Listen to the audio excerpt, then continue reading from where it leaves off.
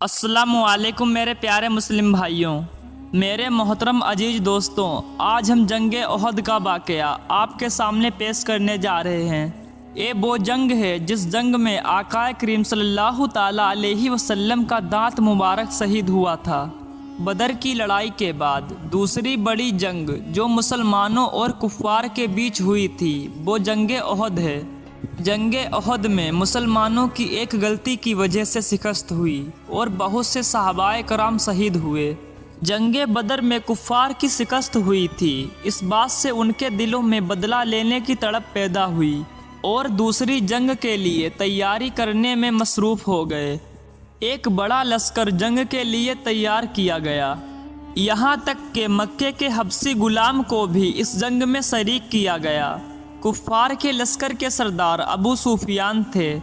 ادھر مدینے میں جب نبی کریم صلی اللہ تعالیٰ علیہ وسلم کو اس بات کی خبر ہوئی تو آپ صلی اللہ تعالیٰ علیہ وسلم نے صحابہ کرام رضی اللہ تعالیٰ عنہ سے مشورہ کیا۔ بہت سے صحابہ کرام رضی اللہ تعالیٰ عنہ کی رائے تھی کہ مدینے کے باہر جا کر جنگ ہو، اور بعض کی رائے یہ تھی کہ مدینے میں جنگ لڑی جائے۔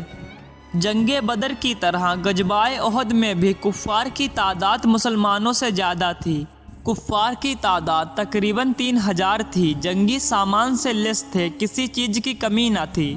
وہیں دوسری طرف مسلمانوں کی تعداد کم و بیش 1000 تھی، جس میں کمزور بوڑھے اور نوجوان تھے، جنگی سامان کم تھا۔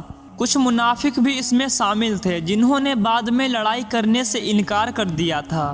قریب 300 منافقوں کی جماعت واپس ہو گئی اور لڑنے سے منع کر دیا، تو اس وجہ سے کل مسلمانوں کی تعداد 700 رہ گئی تھی۔ شوال کے مہینے میں احد پہاڑ کے قریب کے میدان میں نبی کریم صلی اللہ تعالیٰ علیہ وسلم اپنے لشکر کو لے کر پہنچے۔ ادھر کفار بھی اپنے لشکر کے ساتھ میدان کے قریب تھا۔ سب سے پہلے لڑائی کی شروعات ابو عامر رائب جو کفار کی طرف سے تھا، لڑائی کے لیے میدان میں آیا اور بنو اوس کو آواز دی۔ اس پر حضرت حمزہ، حضرت علی اور حضرت ابو دجانہ رضی اللہ تعالیٰ عنہ صحابی سامنے آئے اور اپنی طاقت اور شجاعت پیش کی۔ اس سے کفار کے حوصلے پست ہو گئے۔ حضرت دجانہ رضی اللہ تعالیٰ عنہ نے اس کافر کو قتل کر دیا۔ حضرت حمزہ رضی اللہ تعالیٰ عنہ لڑائی کے لیے آگے بڑھے اور مشرکین کے علم بردار طلحہ کو قتل کر دیا، اور بڑی بہادری سے کفار کے صفوں میں آگے بڑھتے رہے۔ ایک حبشی غلام نے آپ رضی اللہ تعالیٰ عنہ کو آگے بڑھتے ہوئے دیکھا تو ایک پتھر کی آڑ میں چھپ کر بیٹھ گیا، اور جب آپ بہت سے کافروں کو قتل کرنے میں مصروف تھے تبھی اس حبشی غلام نے پیچھے سے نیزہ پھینک کر مارا، جس سے آپ رضی اللہ تعالیٰ عنہ شہید ہو گئے۔ اسی جنگ میں ابو سفیان کی بی بی ہندہ نے حضرت حمزہ رضی اللہ تعالیٰ عنہ کی شہادت کے بعد ان کے ناک اور کان کاٹ دیے تھے، اور آپ رضی اللہ تعالیٰ عنہ کا دل نکال کر دانتوں سے چبایا تھا۔ حضرت انس رضی اللہ تعالیٰ عنہ جنگ بدر میں کسی وجہ سے شریک نہ ہو سکے تھے، اس کا ان کو بہت رنج ہوا۔ جب جنگ احد کا موقع ہوا تو آپ بڑے جوش و خروش سے جنگ میں شامل ہوئے۔ حضرت انس رضی اللہ تعالیٰ عنہ نے دیکھا کہ سامنے سے ایک دوسرے صحابی حضرت سعد بن معاذ رضی اللہ تعالیٰ عنہ آ رہے ہیں۔ ان سے کہا کہ اے سعد، کہاں جا رہے ہو؟ خدا کی قسم، جنت کی خوشبو احد پہاڑ سے آ رہی ہے۔ ایک کہہ کر تلوار ہاتھ میں لیے کافروں کے ہجوم میں گھس گئے، اور جب تک کہ شہادت حاصل نہ ہوئی جب تک واپس نہ ہوئے۔ جب بدن دیکھا گیا تو 80 سے زیادہ زخم تھے۔ ان کی بہن نے انگلیوں کی پوروں سے ان کو پہچانا۔ صحابہ کرام کی بہادری اور دلیری سے کفاروں کے حوصلے پست ہو گئے اور میدان سے پیچھے ہٹنے لگے۔ بہت سے کفاروں کی جماعت کے سردار قتل ہو چکے تھے۔ یہ دیکھ کر کہ سردار ہی قتل ہو گیا، زیادہ تر میدان سے بھاگ کھڑے ہوئے۔ مسلمان فتح کے بہت ہی قریب تھے، لیکن ایک غلطی سے انہیں شکست حاصل ہوئی۔ احد کی لڑائی میں اول تو مسلمانوں کو فتح ہوئی، مگر آخر میں ایک غلطی کی وجہ سے مسلمانوں کی شکست ہوئی۔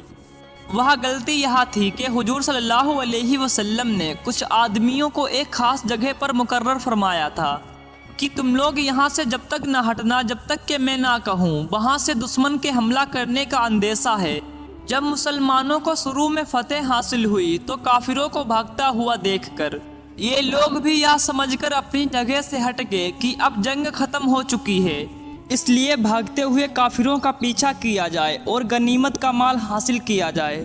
اس جماعت کے سردار نے منع بھی کیا کہ حضور صلی اللہ علیہ وسلم کی ممانعت تھی کہ تم لوگ یہاں سے نہ ہٹو، مگر ان لوگوں نے یہاں سمجھ کر کہ حضور صلی اللہ علیہ وسلم کا ارشاد صرف لڑائی کے وقت کے واسطے تھا، وہاں سے ہٹ کر میدان میں پہنچ گئے۔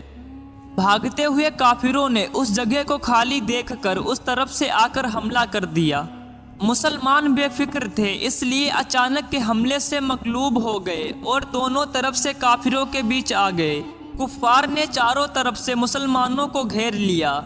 نبی کریم صلی اللہ تعالی علیہ وسلم بھی وہاں موجود تھے۔ صحابہ کرام گھیرا بنا کر آپ صلی اللہ علیہ وسلم کی حفاظت کر رہے تھے۔ جب صحابہ کرام اپنی تلوار سے کافروں کے ہجوم کو روک رہے تھے تو ایک کافر جس کا نام عتبہ بن ابی وقاص تھا آپ پر پتھر کا حملہ کر دیا۔ وہ پتھر آپ صلی اللہ علیہ وسلم کے چہرے مبارک پر لگا، آپ پیچھے کھڈے میں گر گئے اور آپ کا دندان مبارک شہید ہو گیا۔